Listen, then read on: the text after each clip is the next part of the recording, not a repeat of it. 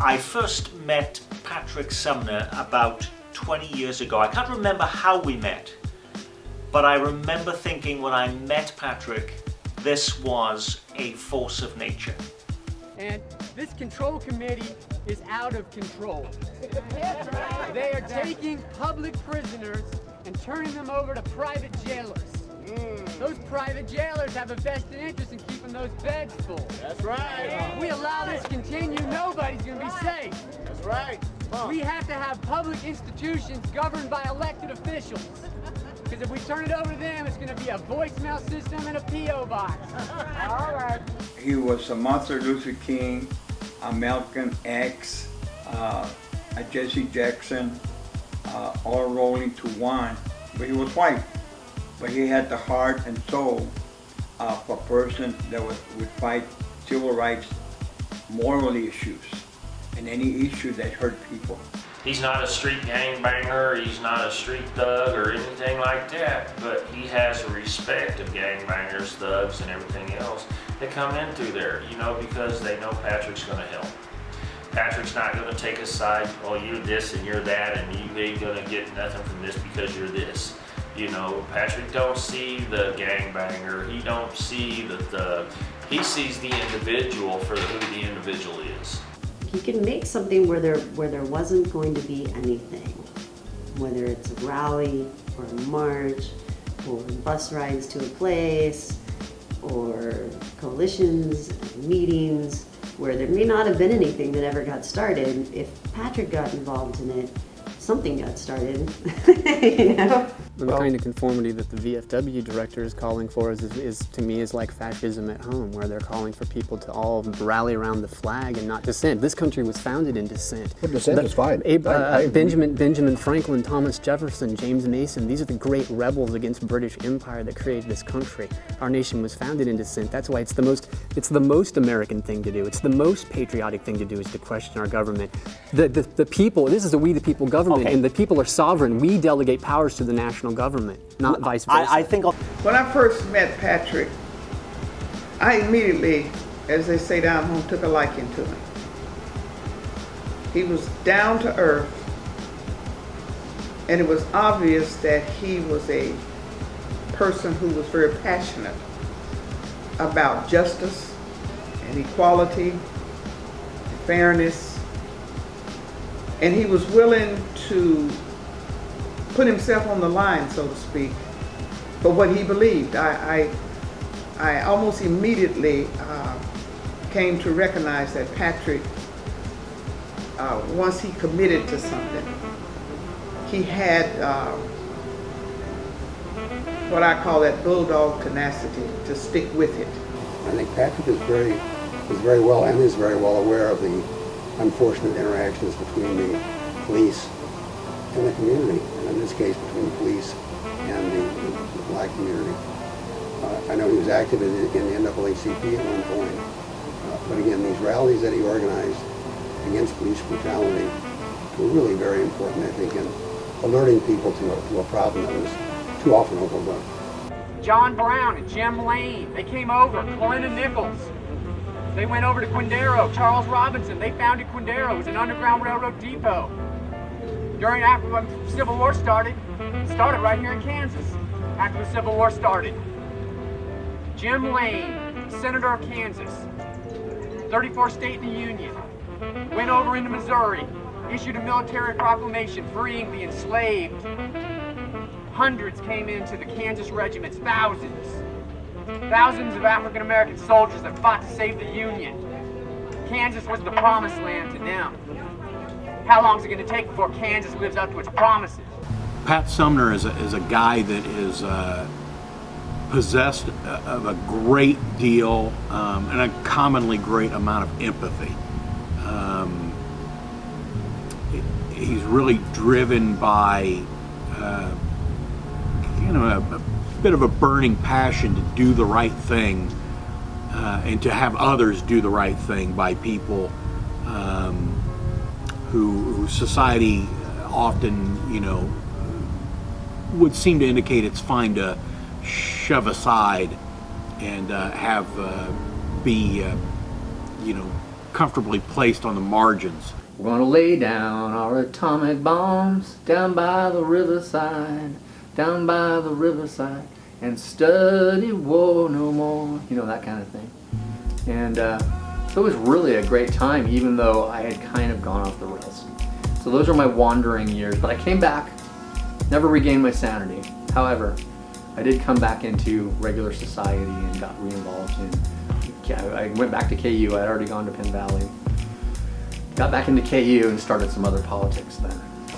I guess one thing that we kind of forget about in terms of Patrick's interests, this is part of his adolescent years, I think, part of his growing up experience, and that was his interest in and commitment to punk rock. And so he did lots of things, I think, to study punk rock, to try to document various punk musicians who played in the Kansas City area. So again, these were the undistinguished Americans that he studied, people who were too often overlooked.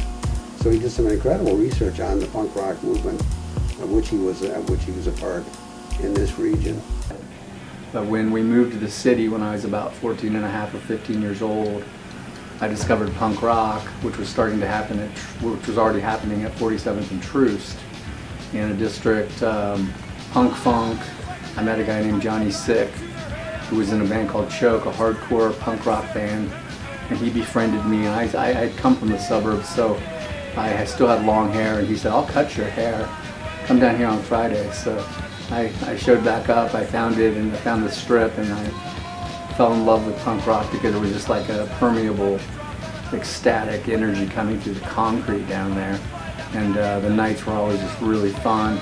Punk rock was kind of where I became myself, in that the ethos of punk rock is anti-fascist, anti-homophobic, eclectic, not anti-racist, and I just believed that you could decorate yourself. It was about dressing up, and I used to wear a dog collar, and I had spikes in my hair pretty quickly, and I used to dance. We danced the pogo, which is up and down dancing for these kids who don't know what a pogo is anymore. With a pogo, then that strip was just really awesome, and there was a Socialist Workers' Party bookstore down there, a Marxist bookstore, which I became involved with on Saturdays. I would volunteer there, sell books on anti-colonialism. That was all in that same strip. There was a city movie center, showed independent films. There were several punk rock clubs. We could get into them when we were 15 years old. We could drink at the bar. Kansas City was just a wild town back then. But the VFW hall at 31st and Walnut, which is right off of Main Street, became a huge venue which could hold 500 for the punk rock community, and they oversold some of those shows. By 1984, when I was still young, there were shows where they oversold. They sold 1,000 tickets to a 500-place venue. That was the Black Flag show, I believe, or the Dead Kennedys. And also, one more thing about punk rock that was part of my development was there was a lot of politics in punk rock. It wasn't just this anti-fascist kind of be yourself, show yourself. I mean, I used to wear a Lone Ranger mask and lipstick, and I used to get on the bus in old pajamas, old thrift store pajamas, and take the Metro bus. And this is back before people were used to funny colored hair, funny haircuts, and boys in lipstick and all this kind of stuff going on, and eyeliner. It was really shocking in 82, 83 for people, just normal people on the bus, to see that. And we were so free with ourselves. I shied away from the slam dancing and the early mosh pits because I was kind of scrawny and I was androgynous, and I just basically didn't like to fight. I was more of a runner from fights, but I was streetwise at an early age, so it helped me out to kind of stay out of trouble. And I have always had good luck, the luck of the Irish or whatever it is, because I never got in trouble, even though you could have called me a juvenile delinquent. Pat would recruit people from Penn Valley Community College, where he was a student, and I was as well later on. And he would have professors come in. He would get wind through his political contacts and people in academia, I suppose, of people that were coming through on lecture tours.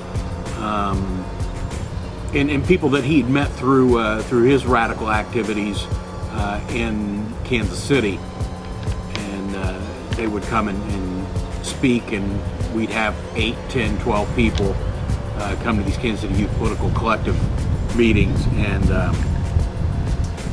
get to learn from these people just what you could accomplish with a little bit of elbow grease and effort and pounding the pavement. For me and for a lot of us, politics kind of started taking a place of the nightly shows or the almost nightly shows of punk rock and that lifestyle. And I became straight edge. The Kansas City scene is known as bent edge because there was a lot of drugs in the scene, a lot of acid, a lot of marijuana, a lot of underage drinking. And Kurt Witt from the band Choke and the ODs, the Orange Donuts, also said, well, there was acid-laced wine for the older trippers and acid-laced Gatorade for the younger trippers. So that's the kind of scene it was. It wasn't straight edge. But by 86 or so, I had become entirely straight edge. Turned 20 that year. And I had become straight edge because our philosophy was, if you're going to get arrested, you should do it for your politics and your activism versus your getting caught up in drug charges or anything like that. Or even drinking and driving, which I never had a car. You would always walk or took the bus, but anyway, it didn't matter. So politics became very heavy. In 1987, I was involved with, well, even earlier than that, probably by 84. Some of the earliest activities I did were for Planned Parenthood to keep them open over on Troost, 47th Street, which is now named after a notorious congressman who I will not mention. And we fought to keep Planned Parenthood open because it was being harangued by right-wing anti-abortion people. And that was before pro-choice had become a term. It was anti-abortion, but pro-choice quickly became a term after that. That's some of the first politics I did, and anti-war and anti-nuke activities. But I got involved with a group called the Central American Solidarity Coalition, and Ed Hasse, Katie Phelan, some others who were quite influential. They had all gone through the anti-war movement of the 60s, because when I was 18, my mentors were in their early 40s, and they had gone through an earlier generation of fighting, and were still doing so in the 80s. We developed, when I was also in the anti-apartheid movement with my mentor, Mac Charles Jones, and we did a lot of local civil rights on the east side of Kansas City for fair housing. And in 87, we got 2 busloads together, and it was a national march in Washington. 150,000 people went there from all over the country. We took 2 buses, a lot of people drove too. And there was a lot of youth on the bus. And so I was 20 by then. And there were some youngsters, some teenagers on the buses, because then there was a lot of Lawrence contingent too. Lawrence and Kansas City are kind of far apart, so we organized the Kansas City youth who were on that bus into the Kansas City Youth Political Collective. Me and another guy named Deke Nielsen and a few other kids organized it. It was a collective. There were anarchists, there were socialists, there were just kind of egalitarians and anti-racists. And we did a lot of work together in the community after that march on Washington, which I took my little brother to, which was really fun. And we had big walkie-talkies, and I have a picture of that. And we helped, my brother was only like 14 at the time. He helped keep the contingent together in terms of logistics through our walkie-talkies, because my brother was an early techie. And so that was the development of the Kansas City Youth Political Collective. And I knew that Patrick had made a film called Rear Entry. Of course, we were quite taken with the title. That was pretty good. But a study of alleys, we could talk more about that because it was just quite exceptional. And so in that year, I think '96, I think it was, his film was released during the Vernacular Architecture Forum. It won awards. It was really quite outstanding. And it told a lot about, not only about the alleys, but a lot about Patrick and what he was interested in. And he's interested in, he calls himself an urban explorer. So he's interested in urban subcultures, which he found in the alleys. In other words, junkies, prostitutes, radicals of one kind or another, homeless people sleeping in the alley. And so he made this wonderful film about their lives. And he made it partly, I think, to contrast city life with suburban life. Suburbs don't have alleys. Cities do. People live in the alleys. Behind my lovely house in Old West Lawrence, we have an alley. All of our garages are on the alley. So a lot of our social life takes place talking to our neighbors up and down the alley. So he appreciated that feature of urban life. And so the movie was tremendous. The Vernacular Architecture Forum met in Lawrence that year with architects, architectural historians, social and cultural historians of the United States, all kinds of scholars and lay people. They loved the movie. And there was one professor here from the University of California at Berkeley who was especially taken with the film and offered Patrick an assistantship to enter the graduate program in Berkeley at the University of California. He didn't do it. I kind of wish he had done it. It might have changed his career. But just an idea of how well received this film was. And so that's when I first met Patrick. But again, I think it's so important to remember that he was an activist in civil rights. Of course, his history was a kind of activism as well. The rights of people with mental challenges of one kind or another. He was a therapist in his own way. I do know a lot about Doug Compton, of course, and he is sort of the vet noir of developers in Lawrence. Not a very popular figure. He's been accused of burning down houses to make room for developments. I'm not sure that's true or not. Well, I remember not liking Doug Compton. He ruined several nice places in Lawrence. Patrick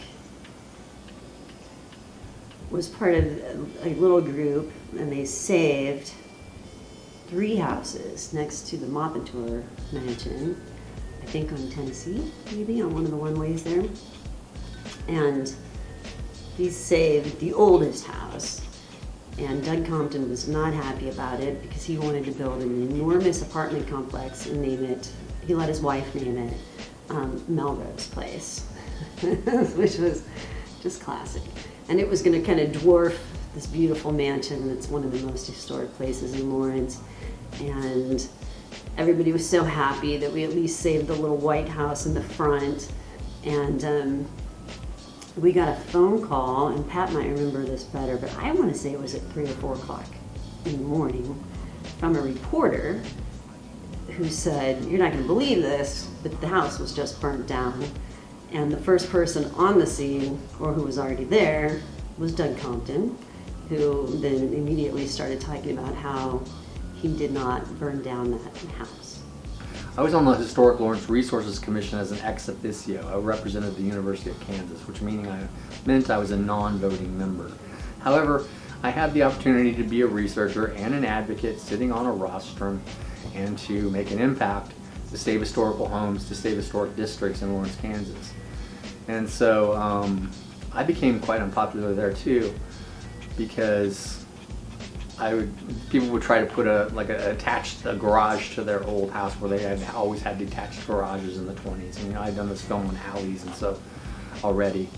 And so I would fight against those things for them to get their permits and things like that. So they thought I was a real ass.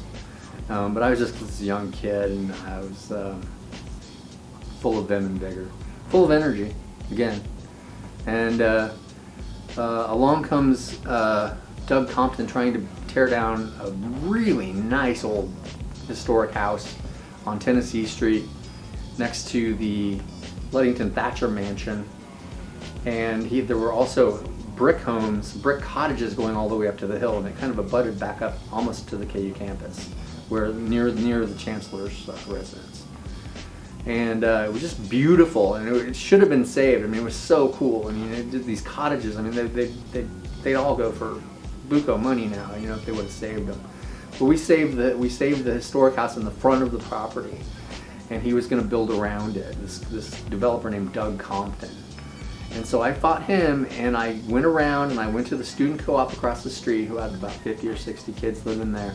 I went to the local historical society. I went out and made many speeches. I got on the radio. I went on like a reggae show, and I went on all these different shows on the radio, and I got the word out in KJHK in Lawrence, Kansas, about saving this house. And so it all came down to a big mass meeting at the Lawrence Historic Resources Commission, and I had to recuse myself, but I sent up the high school representative to sit for me, and the ex officio from the Lawrence High, and Doug Compton was there, and it was voted to save that house. And even though I had to recuse myself off that rostrum to be able to, because I had done all that activism, I really didn't know it was against the rules, but I did it. I probably would have done it anyway, and just got kicked off that council. But however, it was part of my academics to stay on it. And then afterwards, Doug Compton was a big real estate developer, very wealthy, had formerly been on the Lawrence City Commission, and very powerful person. Him and a couple of his goons came over to me afterwards and said, "You did a really great job there, Patrick," like they were going to break my legs. And I just looked at him like, "Thanks," because it was funny to me, because I beat him in the public square, in the public arena. And then about 2 weeks later, we get a call over at the house in the middle of the night from a reporter. The house is on fire. And the first person on the scene was Doug Compton, trying to talk to them about how he knew nothing about it. And I was really close, because I lived near there. I ran over on foot, just sprinted over there. I was there about 10 minutes after this phone call, and he was still on the scene. I was just looking at him, he's glaring at me, and it was like the house was just burning down right in front of my face. Patrick and I were and are a dynamic duo, so to speak, because it takes the wisdom of the age, and I hope that in my almost 80 years of living, I have some wisdom, and it takes the energy of the young. And so Patrick and I, we have down through the years capitalized on that, whether it was anti-war, anti-poverty campaigns, marches for justice, for in corrections, or if we felt that there was some misuse of power in some position of authority, and we were out there trying to make a difference, or trying to say to people, you know, do the right thing. Patrick was always willing to listen to what I had to say, and I listened to what he had to say, because Patrick has wisdom and he has energy.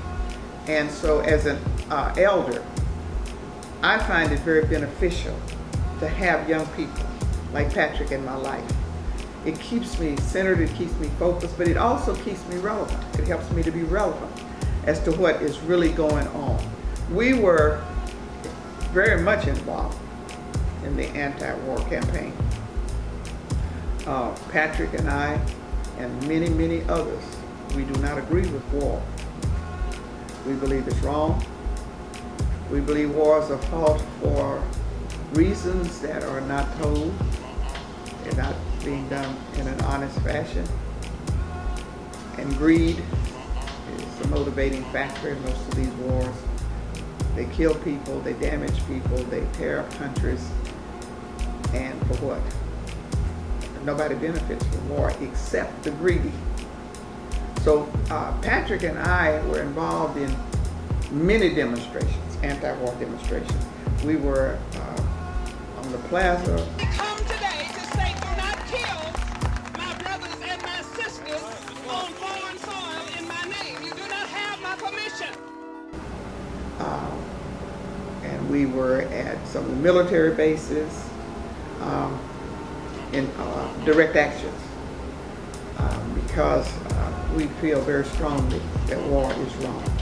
Patrick came to me very passionate about what was happening at that time in our world and in our country, certainly after the events of September 11th. And I was amazed, first of all, of how much confidence and self-assurance this young man had, who was willing to ruffle feathers and speak truth to power, and not just because of himself or for his own benefit, but to make a difference in the community and in the world.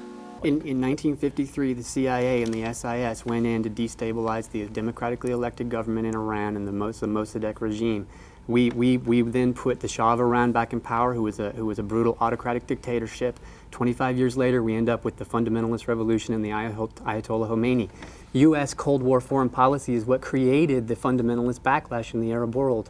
So I totally disagree with that Ayn Rand, I think it was derivative Ayn Rand Society. Institute, yes. And I think that the United States, what they've done in the third world and the developing world to keep back the people who are trying to get a piece of the pie, you know, what we've done in the whole, what's so-called American century, ever since the Spanish-American War, is go in to try to create American colonies to get cheap products and goods from the third world so that our consumers can live a better lifestyle. That's why we have 5% of the world's population. We consume 70% of the world's resources. Let's say there was one mansion on a block and everybody else lived in shacks. Eventually, somebody's going to start climbing over those walls. Oh God, yeah. In the months running up to the bombing of Afghanistan,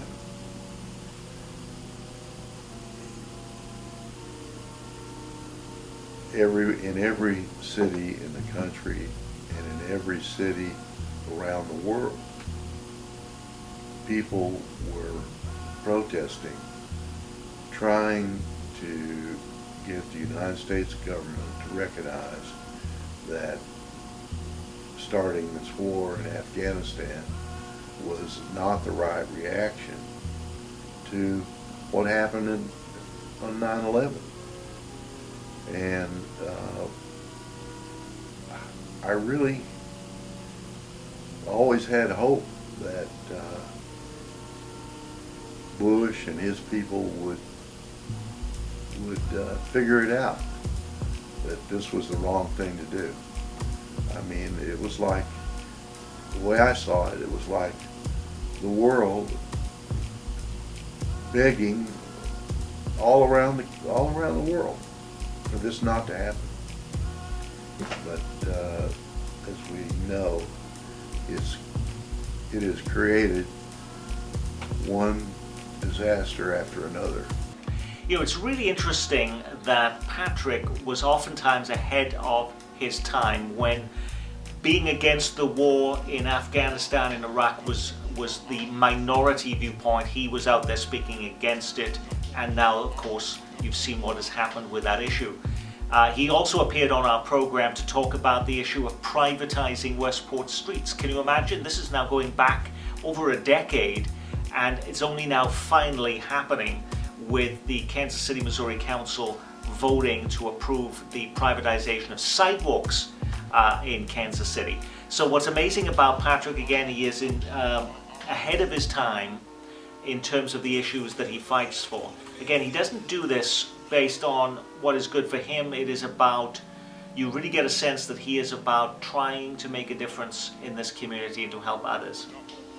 Once 9/11 occurred, those of us who were thoughtful knew there was going to be some kind of devastating military retribution. And so 2 nights after 9/11, I guess that would be 9/13 of 2001, about 65 people came to the American Friends Service Committee house over on Gillum for an organizing meeting. Now again, for an organizing meeting, that's large. That's the size of some demonstrations. And that was just the first organizing meeting.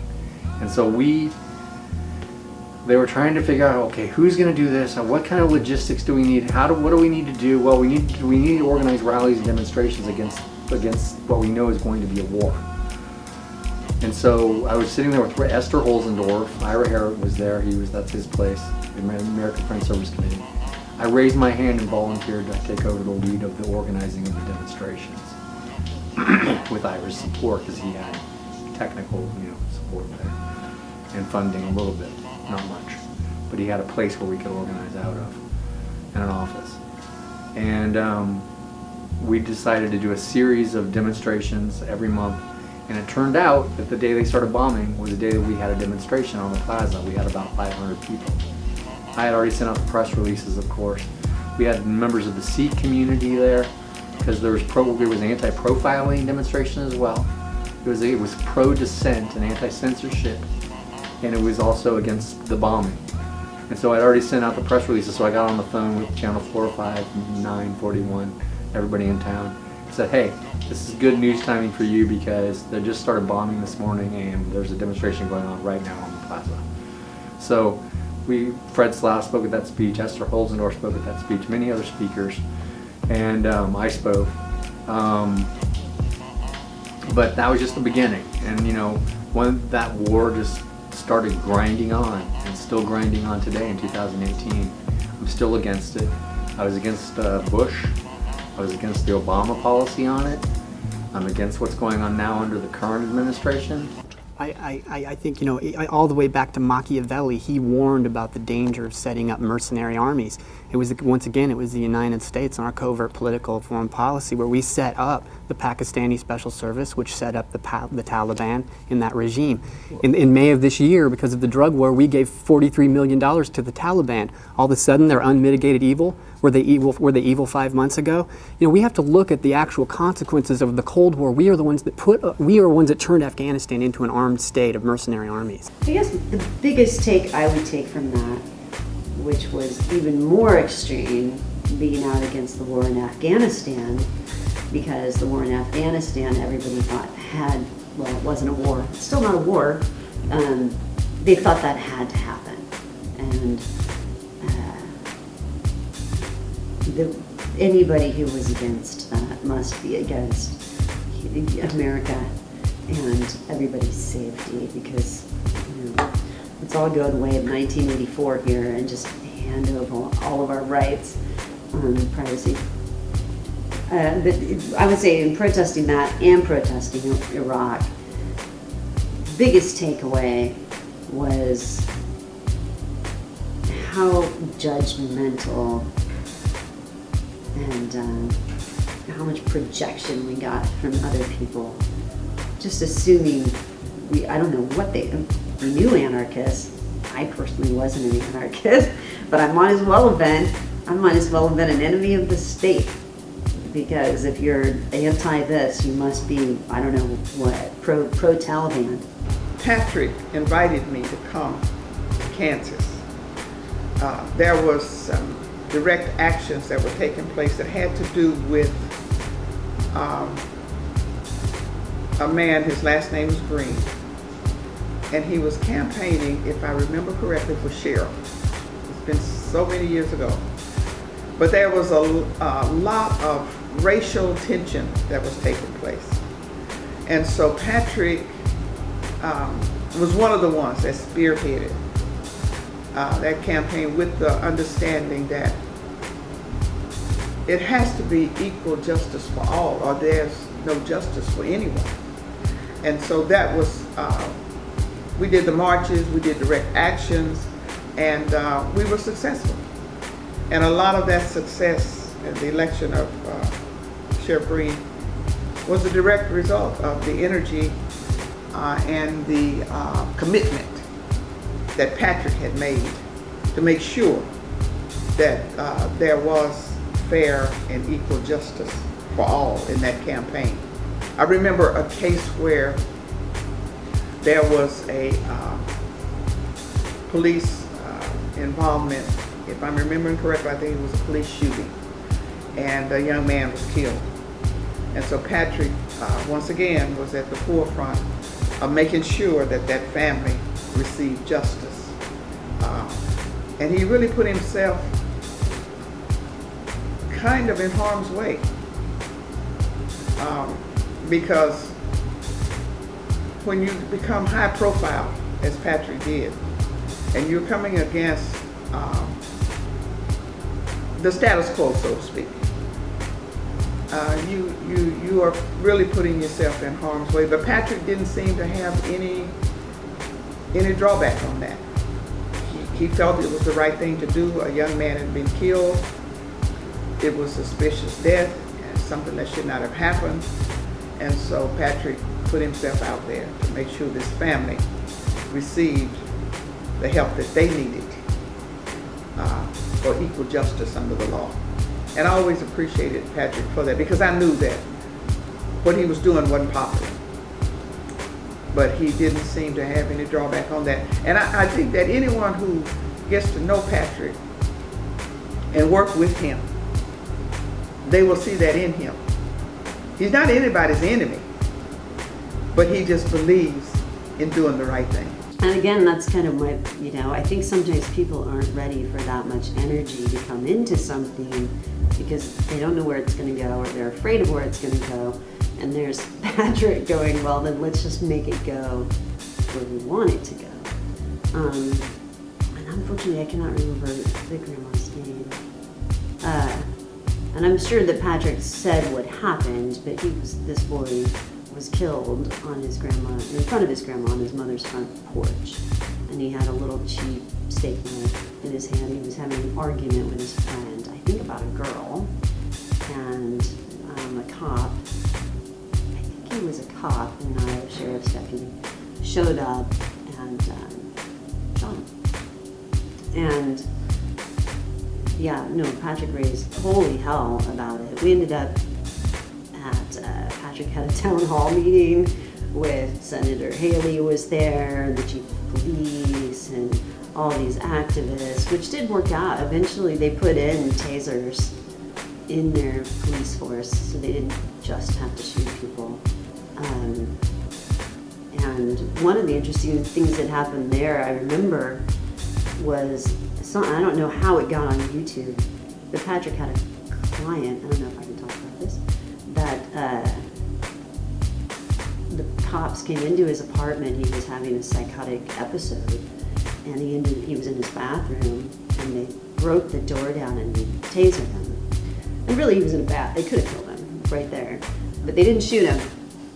And it was like one of the first things that I can remember really watching on YouTube was that whole thing coming to fruition, that another person Patrick knew was then not shot, right?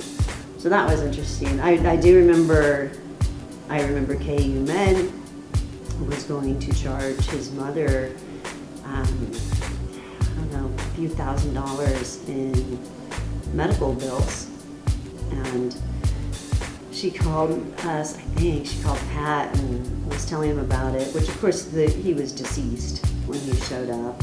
And Patrick threatened KU Med with news cameras and all the little old church ladies out in front of KU Med protesting their medical bills to Cameron Leapart's mother, which they dropped because they didn't want that. And obviously she wasn't going to be able to afford it. And again, you should go back and ask Pat about where he's buried, because that's the part that still just irks me, was that my memory of this, and which I could be wrong, was that his family could not afford a funeral or a gravestone, or as far as I remember it, even a cemetery plot. And he was buried by the county in a potter's field. And the last I knew about it, which was years ago, I think he's still there. And it just drives me crazy. I just hate it. I can't stand that she was a lifetime Wyandotte County resident and a generous family and all the churches around and all these places that could help, and nobody came up with the money for that. I didn't know about it till afterwards, and again, I have a memory of Pat taking me out to where he was buried and just being so angry. I'm still angry about it. I'm so angry that they did that to him. I'm here today because the family asked us to go to their home and see what had happened, how the young man was killed or how he died. And I'm here representing the Human Relations Commission from District 8, from the Unified Government. District 8 was run by Butch Ellison, and I'm here because of one main point. Our young people are getting killed.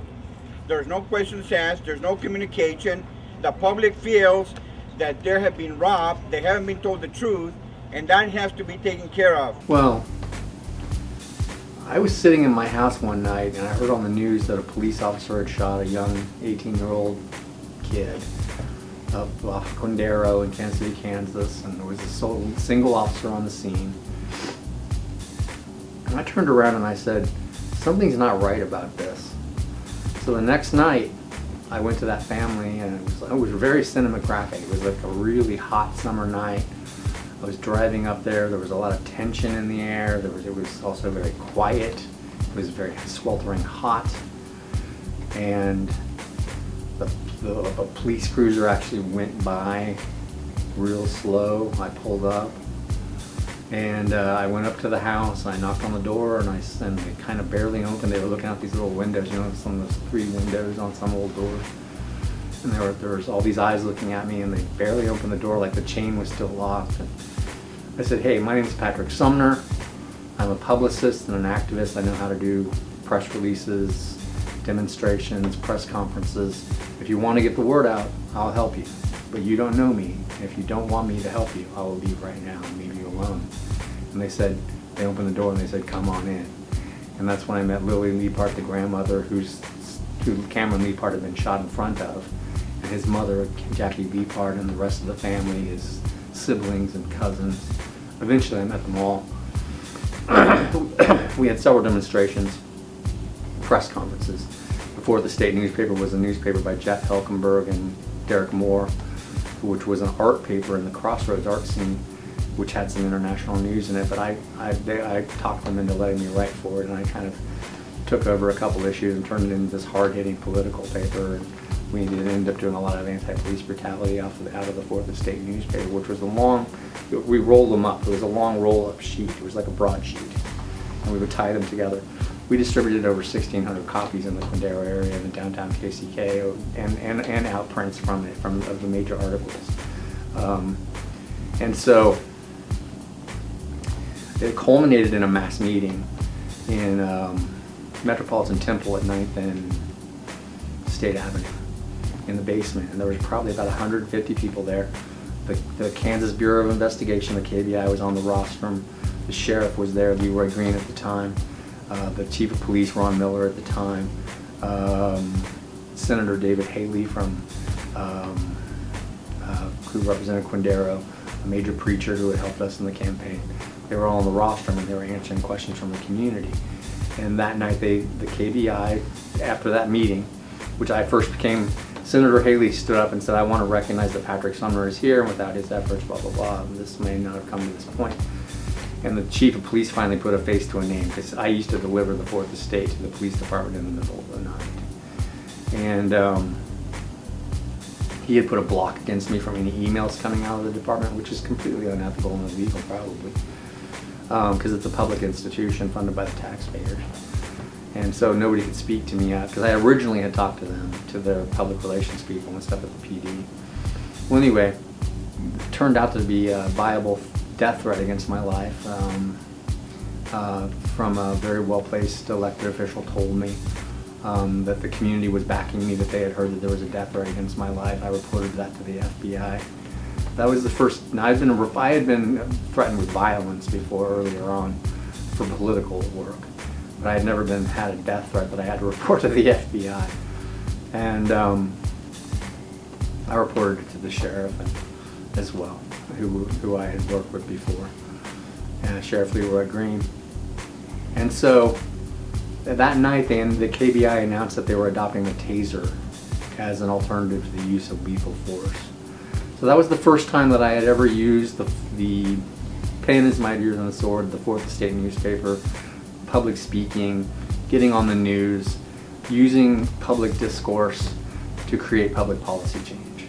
And that was a big, I had already had a lot of experience, but that was a big one, where they adopted the taser and they announced it that night at that mass meeting. So something came out of the murder of Cameron Liepart, but it broke that family's heart, and still does to this day.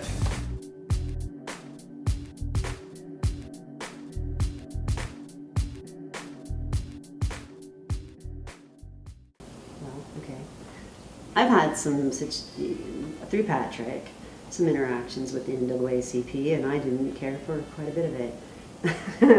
And that would be one of them. That is true. Yeah, I remember that now, that they didn't show. And the interesting thing of going through that stuff, listening to Patrick, is that everything had a historical context. So again, it was just this infuriating irony that this is Kansas. This is where the frickin' border war was fought, and that the NAACP, it was a no-show. That's ridiculous, you know? It's ridiculous. And while Topeka, well, you're from not far from Topeka, they have issues. You know, Topeka has serious issues now. To know the history of Topeka and why it exists and the people that founded it and all of their ideals, and these guys were on their Capitol steps, and yeah, the NAACP was a no-show. Guess they had other things to do. I went to them one time. There was going to be a KKK and white nationalist rally in Topeka, Kansas at the Capitol steps. And I went to the branch. I got word of it. I went to the branch and I said, at a membership meeting, and I said, you know, I took my turn and I said, here's what's going on. We need to go over to Kansas and help these people out and protest the KKK. And they were like, the branch president is sitting there with her haughty face, and she said, that's in Kansas. That has nothing to do with Kansas City, Missouri. We're not going to do anything about it. And I was just like, well, Dr. King said, a threat to justice anywhere is a threat to justice everywhere. And you know, it just made her so mad.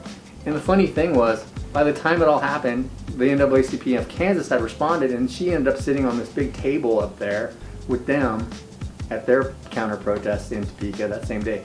We had to organize our own vans out of Kansas City, but she was up there because that's all she wanted to do was sit at banquet tables. So it was quite ironic, and we organized 2 van loads. We got them from City Rent-A-Truck, and 14 passenger vans. We loaded them up. Esther Holzendorf was with us, Ivar Krasinski, Brother Saudi from the Coalition, who was a very powerful black nationalist in Kansas City who used to do the court watch. We all went down. We took our children with us. Benjamin was there, my son, my oldest. Probably the baby, Finn, was there. Cynthia, of course. Everyone went, and we made a day of it. And we protested white nationalism and the KKK to our heart's delight. And I still do that to this day. Made a speech last week denouncing white supremacy. Good afternoon. Thanks for coming out in the bad weather. I have a master's in American history from the University of Kansas. Never seen an administration like this. Historians take the long view of history. Probably haven't had a president this unpopular since Franklin Pierce before the Civil War. Anyway, I just wanted to say that whether or not this precipitates a constitutional crisis is still up in the air.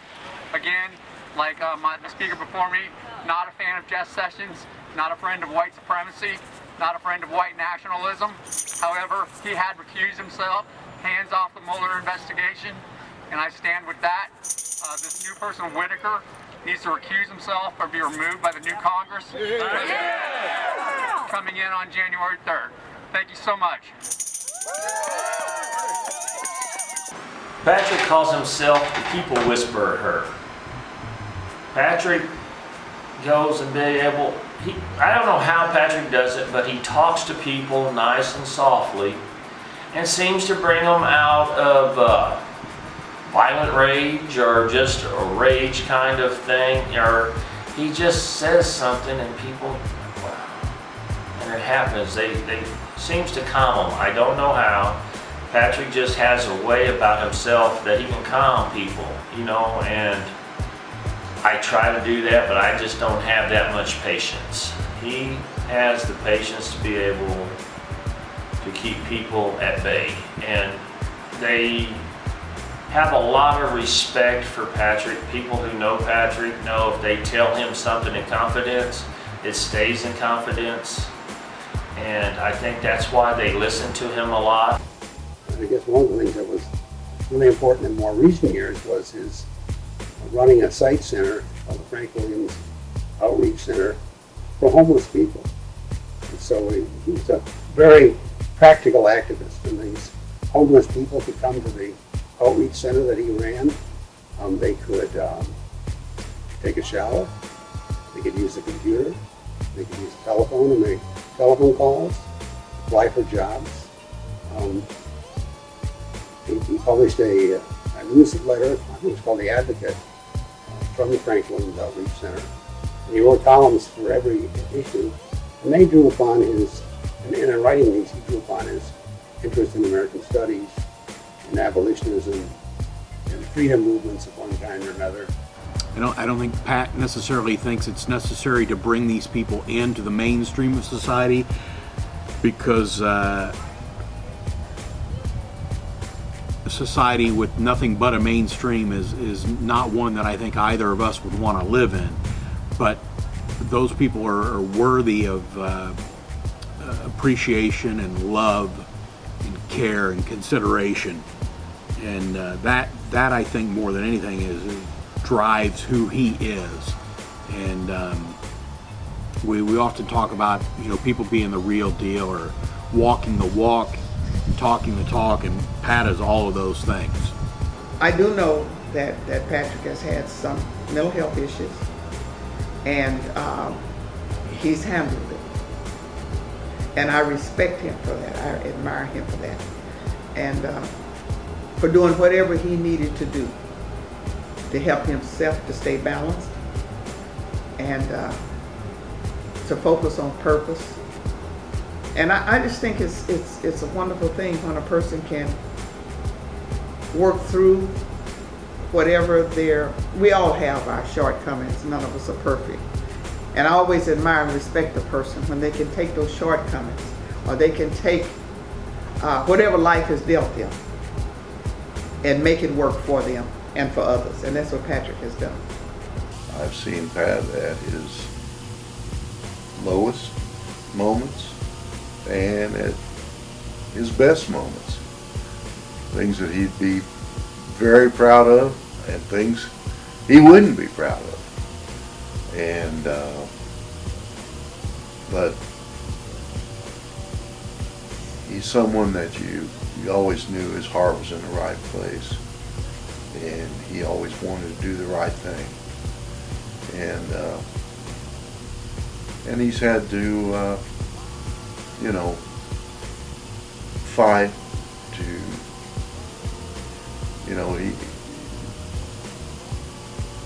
I don't think he's ashamed of anyone to say it, that he has bipolar. He's bipolar, and he's had to suffer through that. And by its very nature, you can have some very low lows and some very high highs, and both can be destructive. I think his mania definitely served him as far as his ability to not be discouraged, regardless of other people's discouragement. Right? Like a little bulldog in there.